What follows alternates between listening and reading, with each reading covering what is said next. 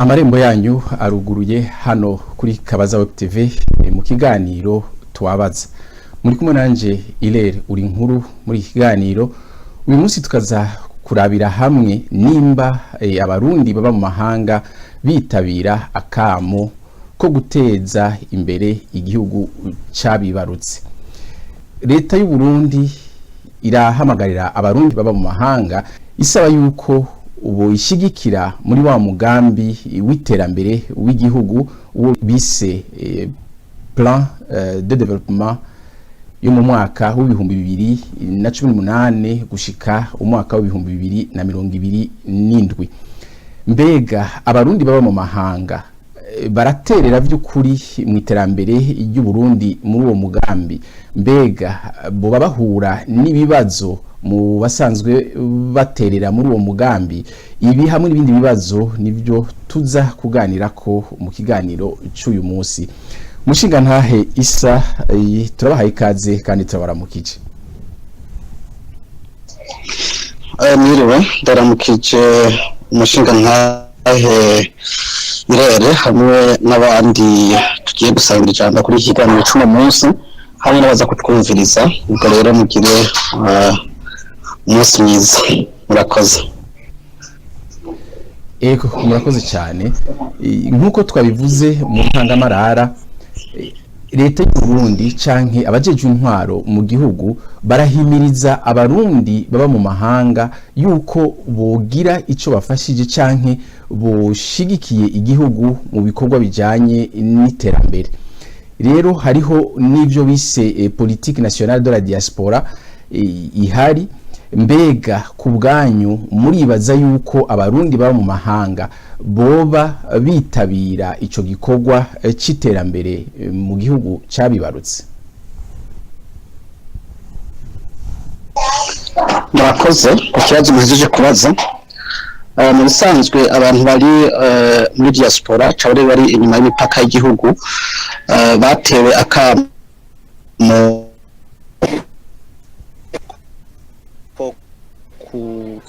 nibaza ko leta itabikoze neza cyane, imigambi itateguye neza ku buryo abagwizatunga baba bari inyuma y'igihugu bari mu diaspora bashobora kugira icyo baterereye muri iryo terambere. Nk'uko nacyo kuvuga yuko babicisha muri diaspora muri organisation tugize ibisi tubiganira ko uruvyo diaspora nyene ubwayo ko ina association iracafise ibibazo, kandi iyo association ntiyashikira abarundi bose kugira ngo ishobore kubasigura imigambi n'imigabo ijanye n'iterambere guverinoma ihari muri iki gihe c'imyaka 7 yoba ifitiye igihugu. Rero nibaza ko vyinshi turaza kubiganira, turaza kwerekana aho ibibazo biri, turaza kwerekana nabo bataha kugira ngo bakore ubutaha mu gihugu bibagora. Ku bw'ico rero turaza kubiganira. Murakoze. Ego urakoze cyane mushinga ntahe Isa. Tukibutsa rero abari ko baradukurikirana abari kumwe natwe hano kuri space bakeneye gusaba ijambo yuko nabo nyene bo risaba, kuko ijambo rya bose twifuza yuko twohanahana ivyiyumviro kuri iki kibazo c'abarundi ba mu mahanga nimba vy'ukuri baterera mu mugambi w'igihugu w'iterambere uwo bise plan national de développement wo mu 2018 gushika 2027. Nivyo twavuze ko hariho uri karasaba ijambo menga ntaho hari. Twavuze yuko hariho plan muramurantunga, hariho politique nationale de la diaspora, kandi mu kiganiro twagize mu ndwi yahera hariho umwe mu basavye ijambo aratubwira neza yuko iyo plan cyangwa politique nationale de la diaspora murantunga ngo yoba ihari, ariko sinzi ko mwe mumaze kwibona ko uri ngaha ku murongo canke mwebwe Isa, sinzi ko iyo politike y'igihugu ijejwe diaspora canke abarundi baba mu mahanga sinzi ko mumaze kuyibona sinzi ko mubaze kuyisoma akora akabazo nashaka mbaze abarundi bose bari hano canke nawe wesa ufise inyishu urashobora kunyishura kuri ako kabazo. Mu bisanzwe iyo plan cyangwa politike ntayo turumva nta niyo turasoma kanatsinda jewe je me considère comme un homme d'affaires un investisseur nahisemo kuja ko investisa mu bindi bihugu cyane mu kindi gihugu atari cyo cyanibarutse cy'u Burundi nari gushima cyane nkaryoherwa mu gihe icyo gihugu cyari kunyegera kikambira ati turifuza yuko muza gukora imigambi mu gihugu cacu. Ego byukuri iyo politike irahari nkuko wadushikirije iyo jambo yabivuze ishize. Yego turabumva sinzi ko mugifise jambo mubandanye nima mugifise ijambo ndumva umengo mwaciye mugara microphone. Turavuga yuko iyo politike byukuri irahari ariko nkuko mwabivuze iragoye kubona ntiboneka cyane kuko abarundi baba mu mahanga ugiye kuraba ahantu hambere bari bakwiye kubonera politike nk'iyo bayimenye ni mu bushikiranganje bw'imigenderanire y'u Burundi nandi makungu ariko mugiye nko kuri site ya internet iyo ministere ahantu hari aho novuga ati ikibanza ca diaspora iyo politike ntayubona ariko iravugwa yuko ihari wagenda ku buhinga ngurukana bumenyi ugakoresha Google ukarondera iyo politike kugira ngo uyisome wumve ibivuzwemwo naho nyine ntayubona ariko gusa aho twe twashoboye kubona ico bise draft canke ni integuro y'iyo politike hari hano twayibonye kuri site imwe y'Abarundi ariko murumva yuko ari draft ntabwo ari document canke ikintu kirangiye kiri public rero bikaca bigorana nkuko mubivuze kugira ngo abarundi bashobore kumenya by'ukuri iyo politike iyariyo nimba hariho uwundi afise icashikiriza imbere yuko tubandanya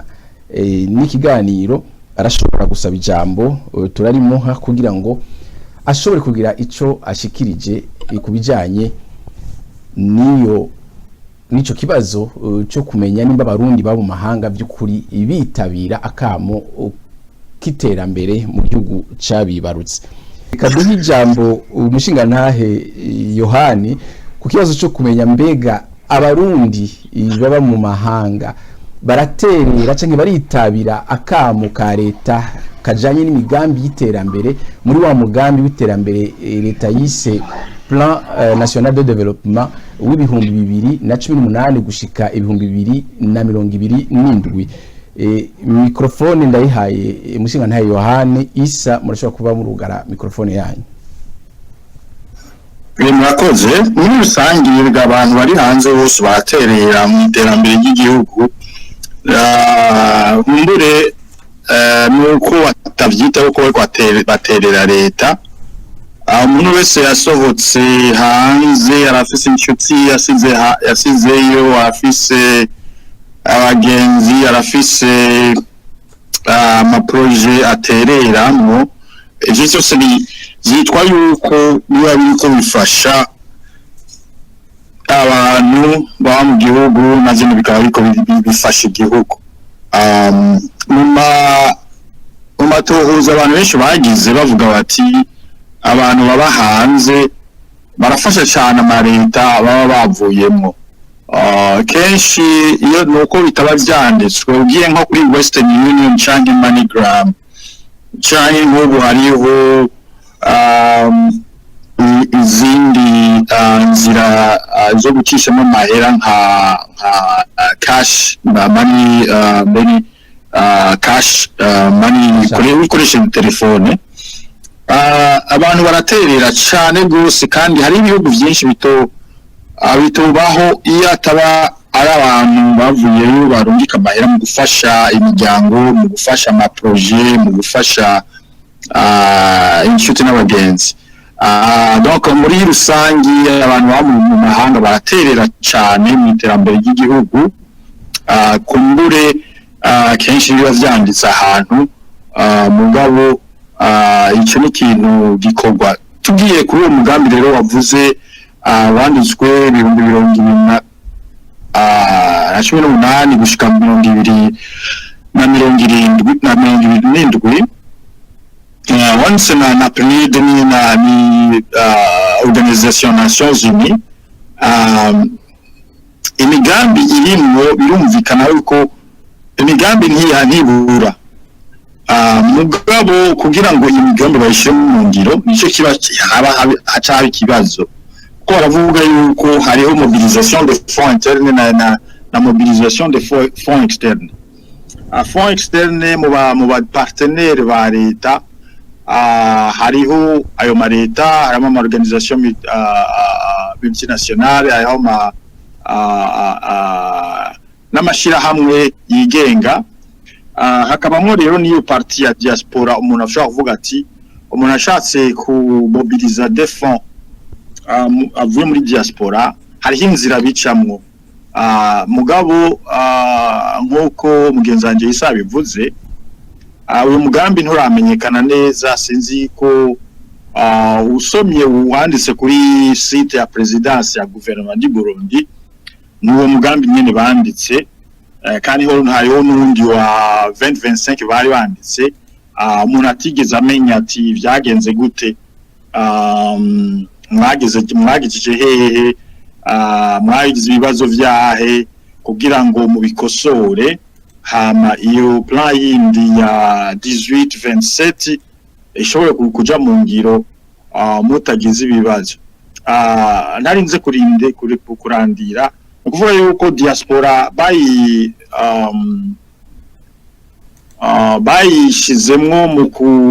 kunonosora iyo migambi irashobora kubafasha no mu kuyishira mu ngiro kuko tureke uburyo abantu bo muri diaspora bamwe barungika mu gihugu hariho abantu benshi muri diaspora bafise ubumenyi icyo bakwita le savoir faire bashobora gukoresha vyama bivugwa mu bindi bihugu barabikoresha nk'igihugu gikeneye abantu muri secteur technique naka barashobora kuja muri diaspora bagahura n'abantu babinonosoye babizi babafasha mu kubikora donc nibaza yuko kumwe twari ko turabivuga ubutaha iyo abantu batazi umushinge utameze neza hari ibibazo biguma bibaho nko kuvuga yuko diaspora idaterera nuko umuntu yobabesha ego cyane sinzi ko mwarangije kuko ndabona umenga mikrofone yanyu iracuguruye ndabandageza aho kugira ngo abandi nabo basubira ego cyane urakoze ushinga na Yohani wavuze ibintu byinshi cyane kandi byumvikana isa sinzi ko hari ico ufise uwongera ko imbere ko tubandanya tukibutsa abari hano bakurikirana ikiganiro nimba hari ico bafise baterera nabo nyine barashobora gusaba ijambo tukaribaha kugira ngo tubandanye n'ikiganiro nta kintu ufise nongera ko kuko ivyo yavuze ni vyinshi kandi ni vyiza nkuko nabivuze mu majambo nakoresheje turaza kuvuga nituhashika ku ngorane duhura nazo iyo tugiye gukora mu bindi bihugu hanyuma n'ingorane abantu bavuye inyuma y'igihugu donc bavuye muri diaspora baje gukora i Burundi bahura navyo bari Burundi bagashaka kuva i Burundi kujya basubire hanze kandi murakoze murakoze cyane umushinga ntahe Isa ariko imbere yuko tuja muri ivyo bibazo umuntu agarutse kuvyo umushinga ntahe Yohani yavuze avuga yuko by'ukuri ntawovuga yuko abarundi baba mu mahanga badaterera mu gihugu cy'u Burundi cyangwa mu gihugu cyabibarutse ibyo yashimikiye cyane uko je navyumvise sinzwe ariko nabandi bavyumvise yashimikiye ku ntererano canke amafaranga usanga abanyagihugu bari hanze b'abarundi barungikira imiryango yabo abo bavukana n'utundi duprojet duto cyane ariko aho tushaka gushika cyane ni muri rya migambi mikuru ikomakomeye ituma habaho création d'emploi canke abandi banyagihugu benshi mu gihugu baronka akazi kubera iyo migambi iba ari migambi minini. Dufate nk'akarorero, ndungitse amafaranga nkarungikira mwene wacu canke senge, usanga ndamurungikira nk'udufaranga dukeya dushobora kumufasha ku kwezi canke amezi abiri, ariko hariho nk'umugambi nshobora gukora nkashinga entreprise kanaka, nshobora gukoresha abarundi batari bake, tufate 5, 10, 20, 30, 60. Iyo migambi niyo dushaka kuvuga. Mwibaza yuko abarundi bayija bayikora canke ntibayikora, canke niba batayikora tuje tuja mu kibazo kigira kabiri, igituma batitabira iyo migambi ikomakomeye, ibituma byo bari ibihe. Reka tuje tangura kuri mwebwe nyene mushinga nta yesi. Urakoze kuri ico kibazo. Nibaza ko nkuko twatangwe tubivuga mu ntango, ntushobora gukora ikintu utasiguri, utabwiwe, utazi. Nibaza ko uwo twaruka kuganira mu kiganiro caheruka niyo yavuze ngo diaspora ngo irafise ngo irajimara s'exprimer, ngo irafise ikibazo cyo gusigura imigambi yayo. Nanje nibaza muri ruhande leta ihari bise leta mvyeyi na leta nkozi irafise ico kibazo cyo kuja kurondera ivyo yipfuza gukora, kuko yaba iyo migambi izwi hanyuma bakaba abarundi bundi diaspora tudafasha bamwe bari muri l'association de la diaspora, ubwo tukavuga abantu bose bari nyuma y'igihugu bakabiye migambi bayizi, nta kibuza kumure batayitabira. Baramutse batayitabiriye naho nuko haba hari iki kibazo cyo kuba batayiswe neza. Rero nkuko mwabivuze, imigambi ni ibiri, ca buri kogwa ni bibiri. No kuvuga ko ico cyo kuvuga tumurundi afashe umuryango wiwe mu mahera ya misi yose, mu buzima bwa misi yose, iyo siyo migambi leta ivuga ya 18-27. Iyo migambi ni migambi iri piloté par leta, ni migambi ishigwa imbere n'igihugu n'amakunga akayimenya. Ari naho mwavuze ati hariho mobilisation interne externe, no kuvuga ko no guhiga uburyo ku ruhande rwa leta n'inyuma ya leta haciye muri mekanisme w'ulekano zitandukanye. Rero urumva ko nuwo twaganiriye avuga ko ashobora kuba hari migambi azi yoba yo 18-27 n'iyindi ya 20-27, mu gihe migambi yose ntizwi neza. Muri diaspora ntituyizi neza. Nibaza ko kumbura umwanya bacariyo, nitwayimenya tuzomenya uko dufashanya kugira ngo tuteze imbere igihugu cacu. Murakoze kandi mushinga nta Isa. Abandi bari hano ku rubuga bafise ico bashobora gushikiriza, nabo nyene barashobora kugira ico baterereye. Nibyo tuguma tugaruka kuri ca kibazo Isa guma avuga ati hari ibyo leta idasigura neza, cyane cyane kubijanye n'iyo migambi ya diaspora. Hariho ibyo twashoboye gusoma byanditswe n'ishirahamwe ryitwa African Foundation for Development, yasohoye ibintu bitari bike kubijanye na mapping de l'engagement de la diaspora donc du Burundi. Hariho ikintu gisa nuko gitwenza gatoya, ariko kiratwenza ariko kirababaje, aho bavuga bati kuri projet ya politique de la diaspora, ncenugura twamugina, ndaza kubivuga mu Gifaransa sinzi ko ndabisigura mu Kirundi. Bavuga ati on ne sait pas quand, hanyuma parenthèse, ni même si cette politique, nous kuvuga iyo politique de la diaspora a été officiellement adoptée, mais en décembre 2019, le ministère des Affaires étrangères a organisé un atelier à Gitega pour les gouverneurs de province ainsi que les représentants de l'OIM afin de populariser la politique nationale en matière de diaspora. Aho rero nkaba ndangije ibyo bavuze. Baravuga bati ntibazi yuko iyo politike yashizwe mu ngiro canke yashizwe ahabona, yatowe, ariko bakemeza yuko leta yaragiye mu bushikirangaji bw'imigenderanire y'ubumwe makungu bwaragiye Gitega buhura n'aba guverineri ba province babasigurira uwo mugambi canke iyo politike ya diaspora. aha rero umuntu yoca yibaza mbega iyo politike bagiye gusigura niyihe ko itaboneka ko itazwi yo biri mu majambo gusa canke mbega abarundi ba mu mahanga bo badaterera canke bataja muri iyo migambi ya leta kubera batazi canke batabona iyo politike nimba baragiye gusigurira abo ba guverineri b'ama province iyo politike kandi hari ibinyamakuru bimwe mugiye urasoma urabona bavuga bati ubushikiranganje bwasavye yuko abo ba guverineri babula matari yuko bokorohereza abarundi baba mu mahanga mu gihe bagiye kugira imigambi y'iterambere muri ayo ma province aho naho umuntu agacasura kibaza mbega uko korohereza abo barundi baba mu mahanga mu migambi y'iterambere mu ma province abo babura matari bofatira kuki ku vyanditswe ibihe canke ku mategeko ayahe murumva mu gihe bovuga bati bariko barorohereza abo barundi baba mu mahanga hategezwa kuba hari ikintu cerekana kiti abarundi bari mu mahanga bazanye imitahe tuborohereza ukunuku ariko ivyo bintu abarundi baba mu mahanga sinzi ko babizi sinzi abari ngaha bakeneye ijambo barashobora kugira ico bashikirije ata usabye ijambo sinzi umushinga ntahe Isa canke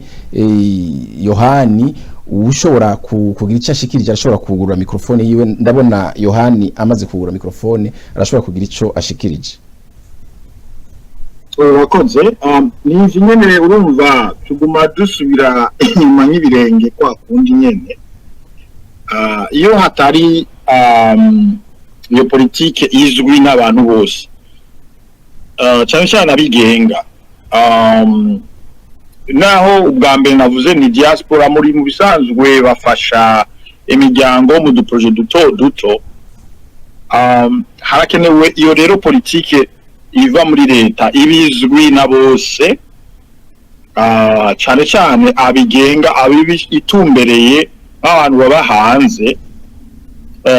umushinga nawe Isa yavuze ati hari abagwiza tunga boshaka gukorera mu Burundi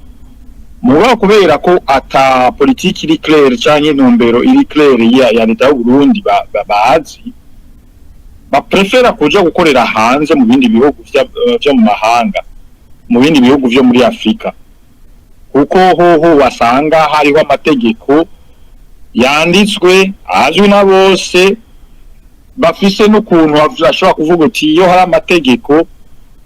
umuntu arenganijwe abazi inzira zotumberamo kugira ngo bamurenganure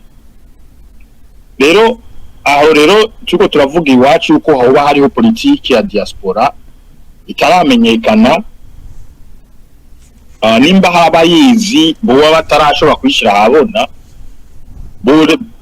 bosaba rero ko leta ishira habona kugira ngo abantu bayimenye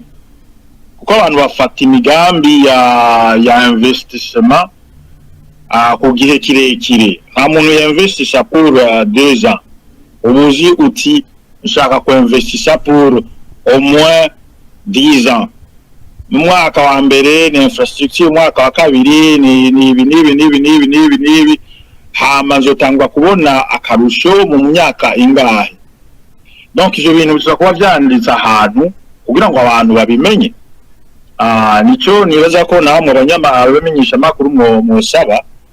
yuko nkizo nyandiko zishigwa habona kugira ngo i confusion igabanuke nahongeza yego cyane umushinga ntahe Isa sinzi ko ufise ico uwongerako cano kongera ko nuko iyo bavuze yuko hari imigambi yega diaspora nkuko novuga ati mushinga ntahe mesha makuru hire ndafise imigambi kwega iyo migambi rero ntaje kuyikubwira nkaca nja kuyibwira uwundi muntu urumva ntibikwega ko bavuga ko yari imigambi yega diaspora abantu bari mu diaspora bari kubanza kubashikira bakabasigura imigambi hanyuma bakaca bakababwira ukungene bateguye le terrain mu gihugu hanyuma iyo tuvuze gutegura le terrain ni les mesures incitatives zituma abo bantu barekura imitahe yabo bakayizana mu gihugu. Rero ugiye kureba mu bindi bihugu turiko dukoreramo hariho imigambi bashiraho yo korohereza abantu bazanye ibitahe, hariho nk'ubu twebwe bakubwira ngo uri guest of president, no kuvuga ko uri umwemvite wa president. N'umupolisi iyo umweretse permis de travail warishe y'umwaka wose naho buri mu ikosa araheshera kuko abazi ko president w'igihugu ashaka ko intervene, kuko bavuga ati n'umugwiza atunga yazanye imitahe yiwe yaje gukireya emploi. Rero iyo uvuze ngo urahamagarira abantu kuzana imitahe yabo nk'uko umushinga nahe Jean abivuze, investir c'est long terme. D'abord il y a le court terme, le moyen terme et long terme. No kuvuga haro uraharura umwanya muto ati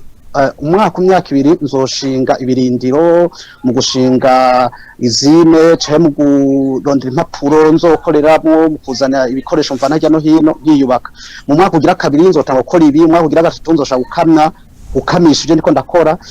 Muri court terme rero ukawinje muri court terme ati nshobora ku capital nashizemo gutangura kuyagaruza buke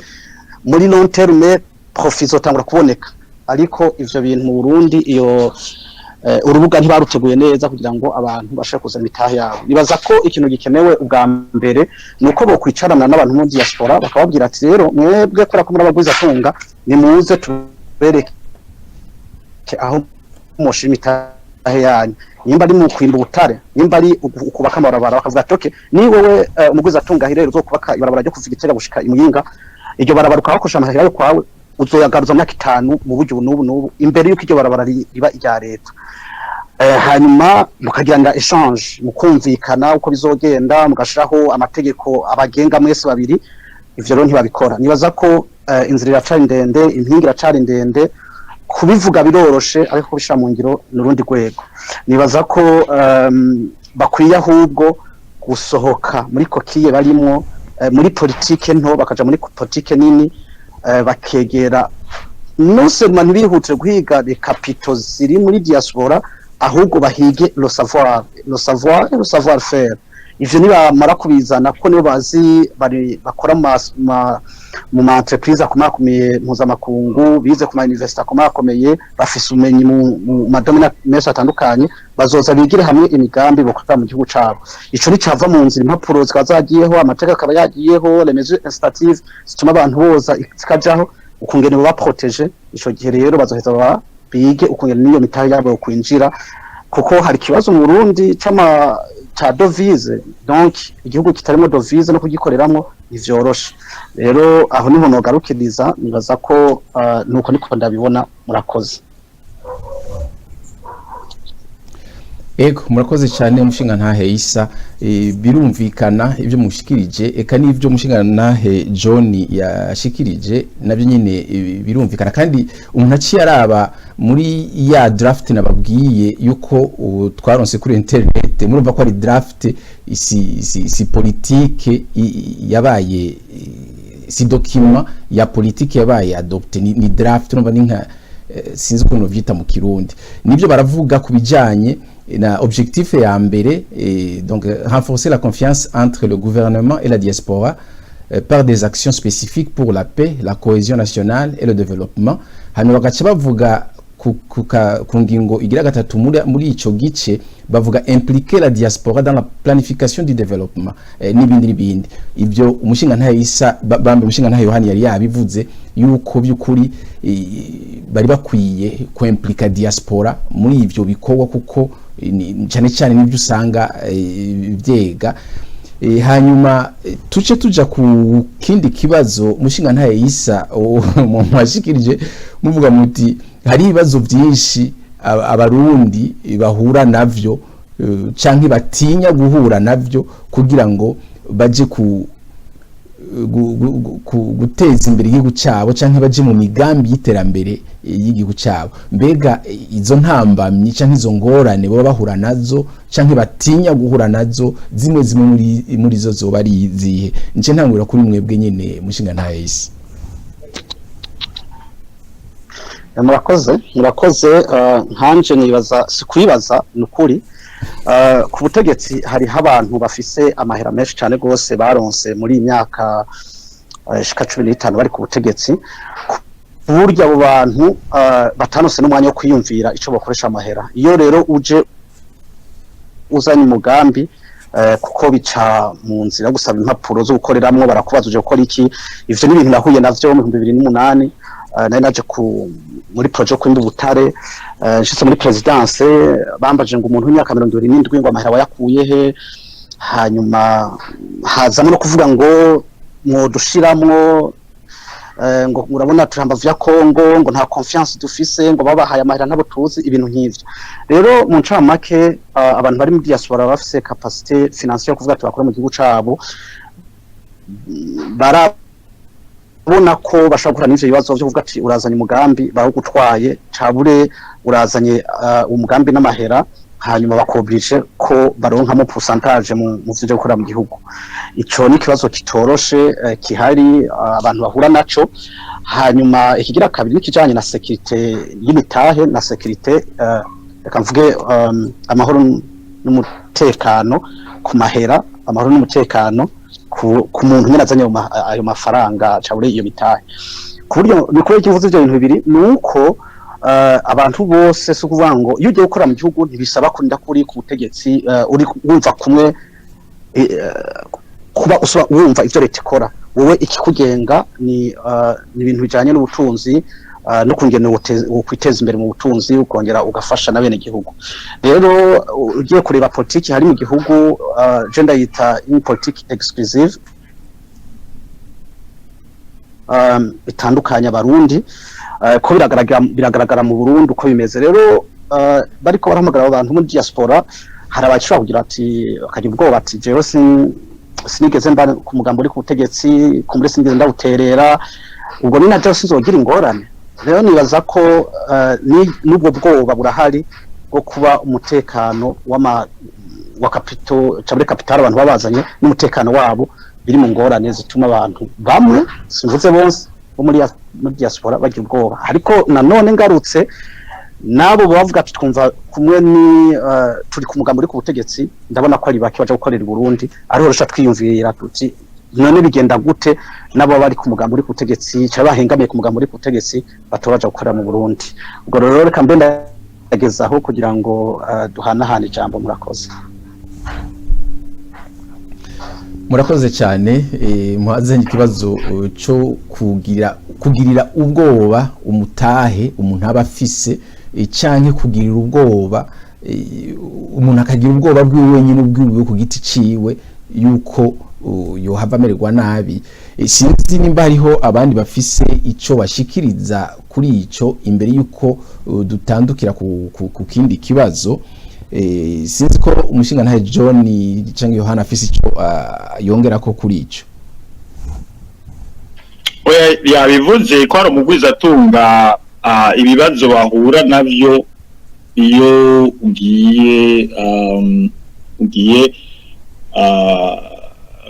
gutangura imigambi y'iterambere kandi imigambi y'iterambere iyo ugiye gutangura nka business ushobora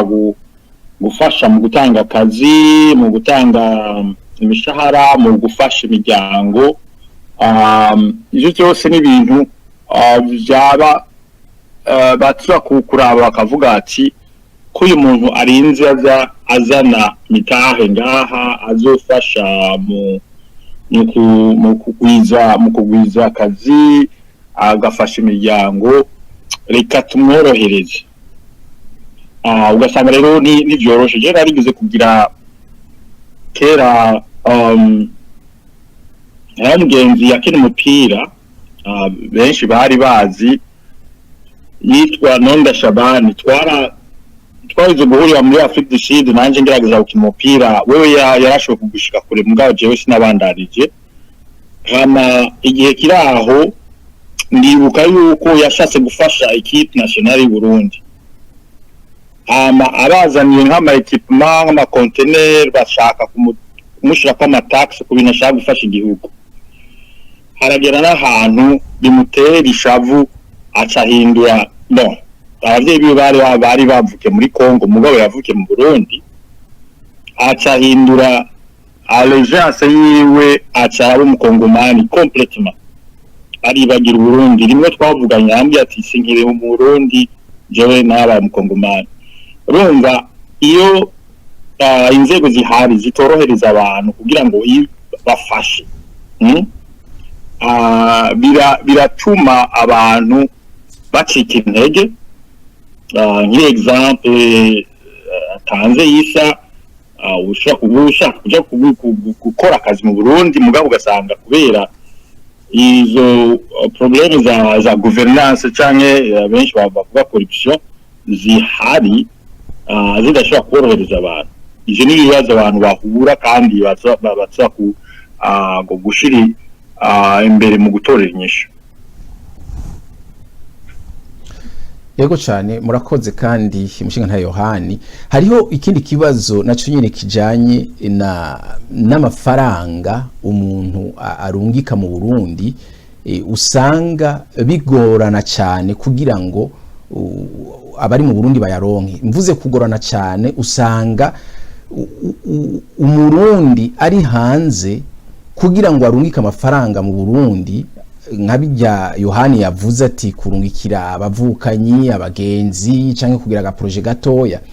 usanga amafaranga umurundi ari mu mahanga arungitse mu Burundi ayarihira amafaranga menshi gusumba uwundi munyamahanga ari hanze y'igihugu arungitse ayo mafaranga karorero mu bihugu Burundi buhana imbibe. Dufate nko mu Rwanda,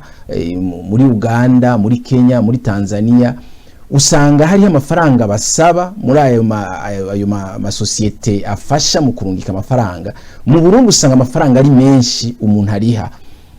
ugasanga ariko ayo mafaranga yarungitse mu Rwanda, uyarungitse muri Kenya, urarungitse muri Uganda cyangwa muri Tanzania, ugasanga amafaranga baguciye ari amafaranga make cyane. Ntibibaza yuko iyo yoba ari intambamyi imwe mu ntambamyi zituma nabyo nyine abarundi usanga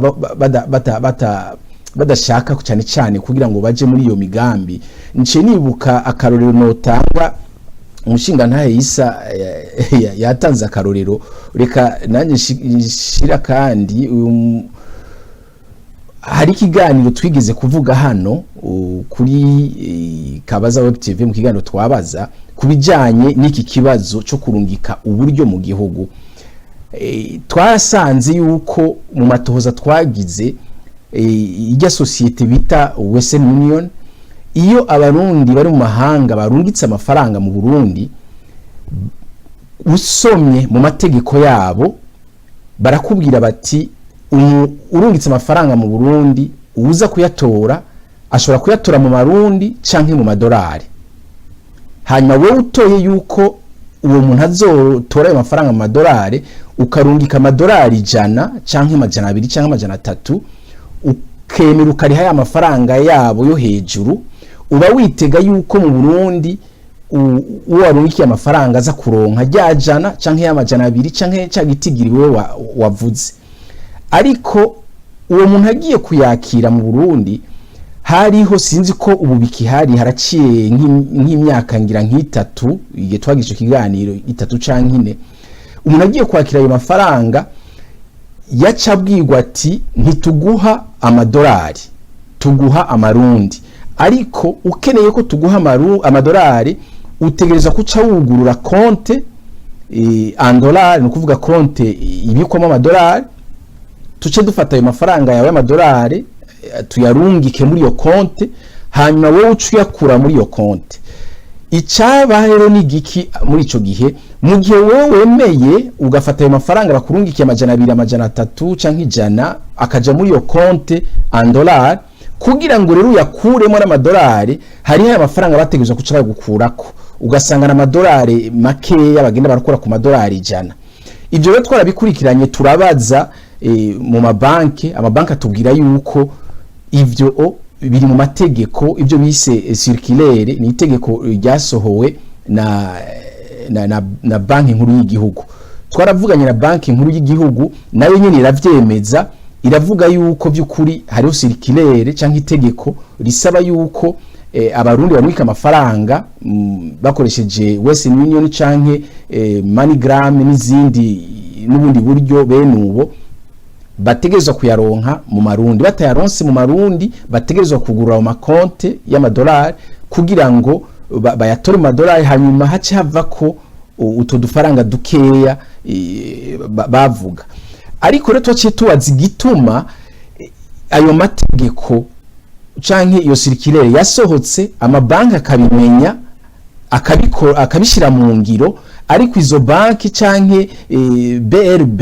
n'ikimenyesha Western Union canke yabene mashira hamwe ya transfer kugira ngo nabo babimenye bashobore guhindura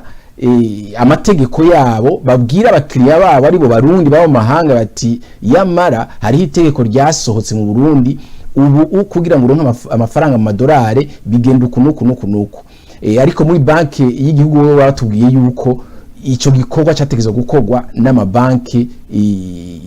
ajya commercial y'amabanki asanzwe. Nituzi rero nimba byarakosowe canke bitakosowe, twashoboye kugira follow up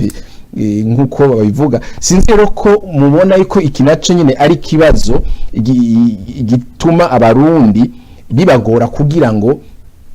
baje mu migambi y'iterambere. Aha tushaka kuvuga iyo transfer de fonds, kurungika amafaranga mu Burundi usanga bigoye gusumba kurungika amafaranga mu bindi bihugu. Hariho abahejeje gusaba ijambo ubunyene, reka duhe ijambo umushinga ntahe Emery agire ico ashikirije. Murakoze, ndabaramukije. Jewe icyo nashaka gushikiriza kuri iki kibazo, nibaza ko iki kibazo mwavuze gifise novuga deux volets. Hari iyo volet uhejeje kuvuga y'abantu baba mu mahanga barungika amahera mu Burundi baterera imiryango canke bagira amaproje mato mato. Ico kibazo uvuze nivyo, hari iyo ngorane yo kurungika amahera mu Burundi. Mugabo nibaza yuko nirakuva mugize ico kiganiro hari ibintu byinshi byahindutse, ko je nkaho mberereye muri Canada hasigaye hari abarundi benshi bisuganye bafise amakompanyi agira izo za transfer, ugasanga birafasha kurubika amahera mu Burundi ntibikizivye nkuko byari bizivye muracishije muri za Western Union n'izindi. Ico rero kuri ico kibazo hariho abarungika amahera ko bategerezwa ko batsa gufasha umuryango, batsa gufasha abagenzi, hakaba nabo bagira amaproje mato mato nk'ivyo mariko muravuga, barungika amahera mu Burundi bagira amaproje mato mato. Mugabo nibaza yuko ikintu cyoteza imbere igihugu, nibaza ko ari ivole ya kabiri. Ivole ya kabiri nuko ishaka kuvuga nuko hariho abantu tuba mu mahanga, ego bamwe bafite uburyo, mugabo nk'ico umushinga nayo yari yavuze ibintu byo kugira amaproje manini bikugurura ama-usine n'ibindi bitanga akazi kandi bikazana amahera menshi mu gihugu. Nibaza yuko bigoye ko umuntu umwe yobyifasha. Ibyo rero cyo bikenera yuko ugira abapartenaire, abantu bafise ayo mahera, bafise iyo mitahe, abantu tuba hanze tuba tuziranye cyangwa twarakoranye dushobora kwegera tukabenteresa ko baza kwinvestisa mu Burundi. Jewe narakoze muri compagnie ya investissement imyaka 15. Narakoranye nabo bantu bazana amahera bakaja kwinvestisa mu bihugu canke mu makompanyi. Ikintu ca mbere nama numva bavuga bakeneye iyo barungikisa amahera yabo, kuko benshi bayivuze ari umushinga naye Isa John, iyo bainvestishije ntushaka kwinvestisa à court terme, bainvestisa à long terme. Donc il baba bakeneye ca mbere ni prévisibilité. No kuvuga yuko uzanye amahera yawe muri ico gihugu urakeneye kumenya yuko mu myaka 10-15 ari iyo usine uzoba wubatse, ari amahera uzoba washize azoba gishobora kuzanira inyungu. Ivyo rero icyo nashaka kuvuga nuko ariho tutabishanye, hariho des préalables. Bavuze byinshi byo gusigura ko leta yosigura igasigura diaspora igikeneye kugira aba diaspora baterere muri uwo mugambi w'iterambere. Mugabo ya des préalables Isa yabivuze na John yabivuze, hariho ibyo no kwita stabilité, ituze mu gihugu. Ico rero je nibaza yuko kiri mu bintu bikomeye umuntu agomba kuzana ibitayi minini mu Burundi araba. Abo bantu hariho ama information menshi ari ku Burundi, kandi atari ama information politique n'ama information ya Banque mondiale n'ama information ya ma organisme usanga ashiraho umuntu agomba kuja kwinvestir mu gihugu amahera yiwe menshi aragenda agakonsulta ivyo bintu. Donc ugiye consulter ivyo bintu ugiye ukaraba kuri internet ugakonsulta ugashira mu Burundi hariho ibintu byinshi bisohoka bituma abo bantu bagira ubwoba kuza kwinvestisa. Isenze kuvuga yuko yagiye bagatangura kuvuga ngo bamubaza ayo yavuye he canke bashaka kuvuga ati nabo nyene bajemwo ivyo n'ibintu bica bidekuraje gose abantu baba investisseur. Ivyo rero nibaza ko ari ivyo bintu leta ikwiye gukorera ko kugira biyameliore. Hariho n'ikibazo novuga ca ivyo nyene Isaya kavuga vya corruption. Ugiye ukaraba ibintu vya corruption mu Burundi, index ya corruption mu Burundi ku bihugu kw'isi yose bagize bakompira ama information, Uburundi sosa ibihugu 190 twe turi 165 kandi twese turazi yuko tutabeshaye turazi yuko ivyo bintu biriho mu Burundi. Ore mu bihugu vyinshi nko ngaha muri Canada je mperereye hariho amategeko yagizwe yuko umuntu azanye amahera ajanye mu bihugu muri Afrika canke ahandi agatanga igiturire bimenyekanye ino muri Canada arafungwa. Amategeko yino aramufata naho yo mu Burundi atumufata bimenyekanye yuko yatanze igiturire arafungwa. Mu bisi yeze hariho abantu benshi bamaze gufungwa bari batanze ibiturire muri Libya, bari bagiye kugira amaprojet batanga ibiturire ngubu bari mu mvuto ya muri Canada. Bivuga yuko umuntu uwo umugwiza tunga ari ino mubwiye ngaje mu Burundi kugira business bagatangura kumusaba ivyo biturire birafrena, aratinya ko avuga ati bo naho mu Burundi bavyemera ino jewe bimenyekanye nzofungwa. Ivyo bica bituma atagira atazana umutahe wiwe mu Burundi. Hari ikindi kibazo n'umukuru w'igihugu yabivuze y'ubutungane, bivuga yuko ejo ujize amahera mu Burundi bakayakunyaga bitwaraye. Avuga ko ari ingorane y'ubutungane. Ubutungane ni ikintu gikomeye gose ku muntu azanye umutahe wiwe, amenya yuko amategeko yo mu gihugu azomuproteja ariko akora azoproteja iyo kapitale yiwe azanye. Icyo byose rero bitariho nibaza yuko bigoye nko ku bantu nka twebwe tuba mu mahanga kugira ngo approche umuntu umubwira uti ingo ndakwereke aho tuja gukorera, kuko les capitaux honnêtement ziriho, les capitaux ziriho kandi abagwiza tunga benshi barabona yuko Afrika kubera population iri jeune kubera nyera abantu bangana barabona ko c'est the next step. Mugabo rero ibifrena ni ivyo bintu usanga tuko tuvuga en particulier mu Burundi, ibintu usanga ko mu Burundi ngene bitunganijwe mu Burundi bituma abo ba investisseurs bashaka kuza gukorera mu Burundi, bashaka kuza gukorera muri Afrika kuko ama opportunité ni menshi mu Burundi. Haracari vierge, hari ibintu byinshi rwose byo gukora. Mugabo ayo ma condition adakwiye naho bodusigurira biragoye ko wowe nawe uhindukira ukagenda gusigurira umu partenaire uzi neza yuko parce que ni credibilité yawe ushize ali uzi neza yuko izi ejo ni agenda karaba d'abord izo information aho mu convaincre yuko atari ivyo babesha mugari yashika mu gihugu akinvestisa bigashika yuko bamwiba cyangwa bigashika yuko umugeneral aza kuvuga ati madi pour satana infra gushize ashizemo wewe ni credibilité yawe n'uwo muntu wamukorana ni credibilité yawe bigiye ali. Donc sinibaza yuko je baza ko Abarundi twese dushaka igihugu cyacu gitera imbere, twese turifuza gufasha Burundi, turifuza gukorera mu Burundi, mugabo hariho amakondisiyo adakwiye yotuma abantu muri diaspora tugenda tutaha tugafasha gukorera mu Burundi. Naho niyo jambo nashaka. Murakoze cyane mushinga ntahe Emery, mwavuze ibintu bitari bike kandi mwadomye ko ku bibazo cyane cyane aho muvuze kubijanye n'ama préalable, ibintu bitegerezwa kuza imbere yuko mbere hatangwa no kwiyumvira yuko abantu batwara imitahe yabo mu gihugu. Hariho umushinga ntahe Amim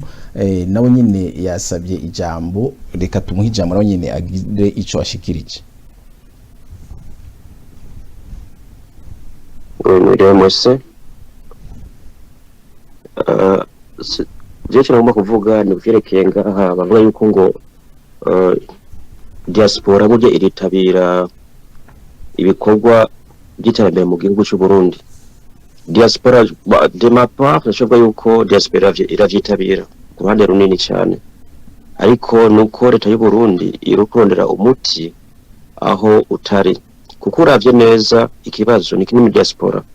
Ikibazo kiri muri leta y'u Burundi, kiri muri leta guverinoma y'u Burundi, kuko no hari ikibazo kinini cyane. Ati gute hari ikibazo? Kuko mu gihe twe dushobora kuzana imitahe yacu mugabo gasanga bamwe muri ya leta nibaza gucinyiza vy'ibintu vyacu by'iterambere tuzana mu gihugu, no hari ikibazo. Kuko je kuko Emery aje kubivuga nzozana umutahe wanje hanyuma uze kunsaba ndakanabe urongoye kabaza wakibutse kandi umuntu aco kuzana umutahe wawe hanyuma akaza undi muntu muri leta ngo manzu mpe ipart. Suppose mfise 10 ndaguhe 1% de ma part, undakaza usanga kuri cya kintu cyawazanye cyo gukora mu gihugu usiganya 5%, izindi 5% bazitwaye. None bibaze yuko kuri uzoshika ryari cyangwa bamugamba uzokora gushika nuko bamwe muri bo muri government nibisubireko batahora yuko umuntu aje mu Burundi ku investor azima amafaranga iyo mwakire, kuko basho gusanga abajene benshi baraheje mu university y'amasegondaire nta buzi bafise. Ariko je urumunsi hamwe noshika mu gihugu cy'u Burundi nkakora izina yanje ngo buri cyose kiriya nkahakazi abana bashika b'Abarundi 50, simbafashije si yantererano mazinye kuri leta y'u Burundi,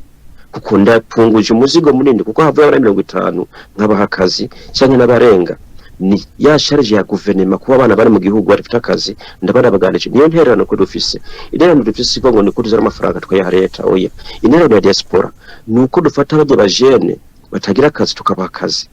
Leta ntirondere kuri diaspora irindi intererano isumbiyo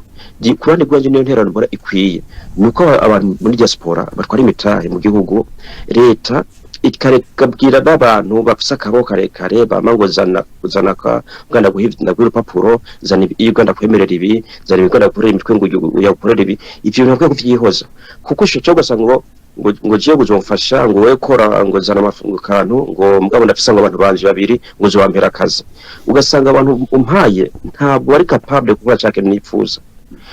Ico naco ni kibazo, kandi winjira wa muntu aje amafaranga yiwe ngo mpera akazi abantu ntari capable gukora. Nimuco ndi gutakaza amafaranga tandisike ngaha twe turigende muri Canada uhabwa amafaranga aruko umuzungu mufana aho kora hose uhembwa ku isaha, nimba wasije ni sahi munda guhemba icyo mufana nakazi. Naje ukunzana umuntu ada producer ngo ndama amafaranga ndi kwinjiza ndi gutakaza. Hari kibazo kiri mu gihugu cy'u Burundi kira muntu ashaka kwishirako, so ngo amafaranga mu Burundi ntari amafaranga ariho, ariko hari umufuki y'abantu bikunda kishirako ndagwegwa abandi.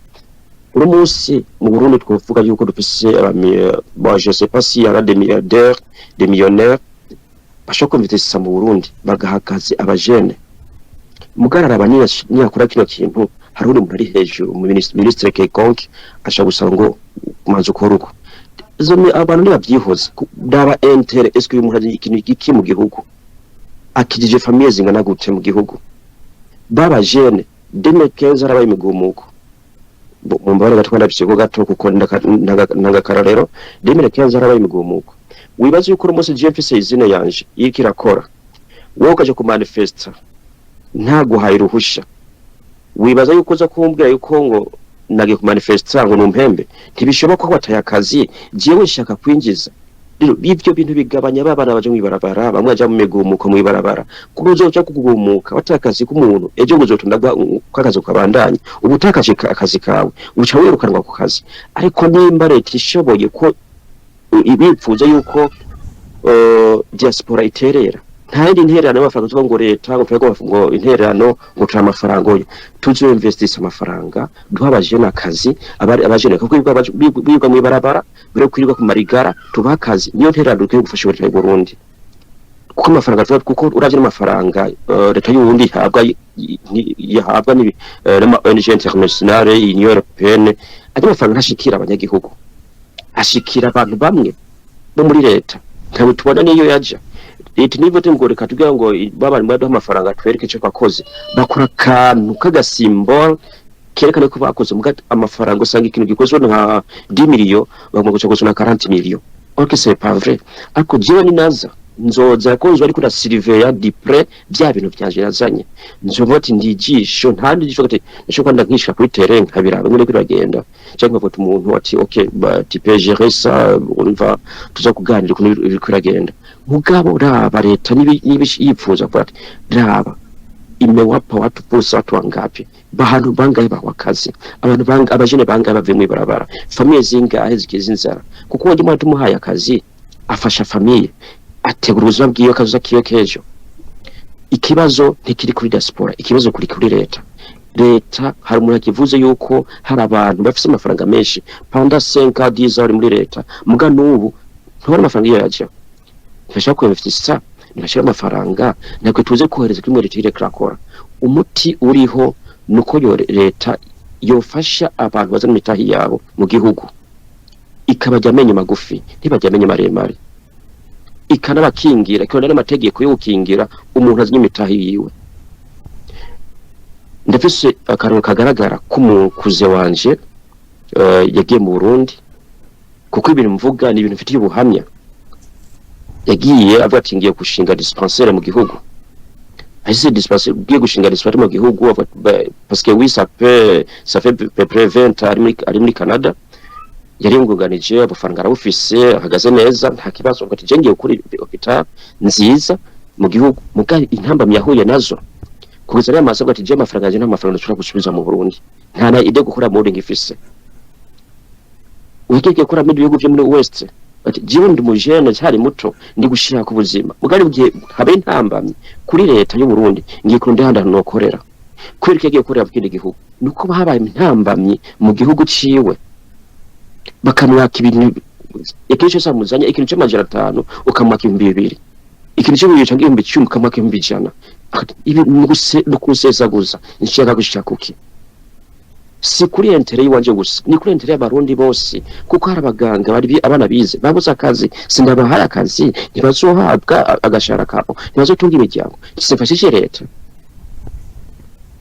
mu cyamake kwa ruko hanyuma ikiyo cyo kubika amafaranga naco kwa West Union vraiment abantu bakebo ni bakibikora n'abantu bakibikora je ngaho mpagaze nari mugarije na famille turafise akantu dushaka amafaranga mu gihugu turaguha ukaduhangana natwe bafise avantage par rapport kuri West Union abantu benshi baraza kuja hamwe bagakorera hamwe byo kurika amafaranga vraiment bagacanga nka $10,000 abantu batatu bane bakahemera gacirika dushire hamwe hanyuma kuri amafaranga tuzaturuka kigendo torano karaga amafaranga twego amafaranga biragabanye gusha kuri West Union kuko leta y'u Burundi ubiravye nta nzira nimwe badasha mu kurondera amafaranga ariko amafaranga nabwo yaronga ntitubone cyo ariko arakora de la part c'est muri cyo ariko arakora mbomega ja mu mufuko w'umuntu mega bavomera mu kiva kuko ahantu arundi leta y'u Burundi amafaranga twatubona vraiment fatuwa ça c'est bon ikintu cyakorese ubu amafaranga ya leta y'u Burundi toza twabone iyo biji mugavye tubona kwa kanu kose gakozwe mu Burundi ngo nifashanyo igihugu kanaka nifashanyo igihugu none bo nta mafaranga batoza ntacyo cyo kuyikorera makanu kose gakogwa ni ifashanyo je vois comme musesaguzi burimwo no kwishikunda kurimwo gushira mifuko yabo aya mu ncamake interano yaje yarayo kazina kanje nitwa Amim Mzaz nitwa Adolf Amim mugaba cyarengera ko ni Amim Mzaz bacyo kwa Mzaz yarayo murakoze murakoze cyane mushinga ntahe Adolphe Amim muratanze akarorero gahuye n'akarorero kagiye katanzwe n'umushinga ntahe Isa si mwebwe gusa babiri, hariho abarundi batari bake usanga bahari bafise uburyo butari buke, ariko kubera ingorane ziri mu gihugu za préalable umushinga ntayemeri yavuga, kubera izo préalable zidahari zidakwiye, uca usanga baja kuinvestisa mu bindi bihugu. Hari habonzi nanje bagiye kuinvestisa mu bihugu byo hanze, kandi nabo nyine barahuye n'ingorane muri ivyo bihugu, bafata ingingo yo kuja gukorera mu Burundi, ariko bagiye mu Burundi naho nyine barahuye n'ibibazo. Ubu rero mwumva yuko ari ibintu bigoye, ugiye mu gihugu kimwe ugasanga uhuye n'ingorane, ukavuga uti nagiye muri iki gihugu kubera natinya kuja gukorera iwacu hatameze neza, atamakondisiyo ahari, ukavuga uti reka nsubire ngende iwacu rero nje gukorerayo, ariko washika ugasanga bimwe utashaka nibyo bisuye kandi kugushikira. Rero umushinga ntahe Adolphe yagarutse cyane ku kibazo cyo kuvuga ngo ikibazo cyane si diaspora ahubwo ni leta, kandi mugiye kubiraba nkuko twabivuze mu ntango ya politike bavuga yuko ari politike de la diaspora. Irishira hamwe twavuze African Foundation for Development yarerekanye neza yuko hariho umugambi wishira hamwe y'Iburaya watanze uburyo kugira ngo iyo politike y'u Burundi kubijanye n'abarundi baba mu mahanga ikogwe, kandi aho hari mu 2015. Ariko rero umuntu aca yibaza kuva ico gihe mu 2015 ubu tukaba tugeze mu 2022, nimba iyo politike yoba yaratowe ntija habona, ibyafunditswe muri iyo politike ntibishigwe mu ngiro, murumva ko ibintu byose biguma bigaruka kuri leta. Hariho nabavuze ikibazo c'ubutungane, umushinga ntahemeri. Ibyo byose mbega mwibaza yuko igituma canke ni kubera iki leta itabifata mu ntoki ngo ibikorere ko ishira ibyo bintu mu ngiro, ku buryo izo investissement canke iyo mitahe y'abarundi baba mu mahanga ishobore guseseka mu Burundi, hanyuma ikore nkuko itegerezwa gukora. Ni iki mwibaza gituma leta itabikora? Reka tufata akaruhuko tugaruke mu gice cya kabiri.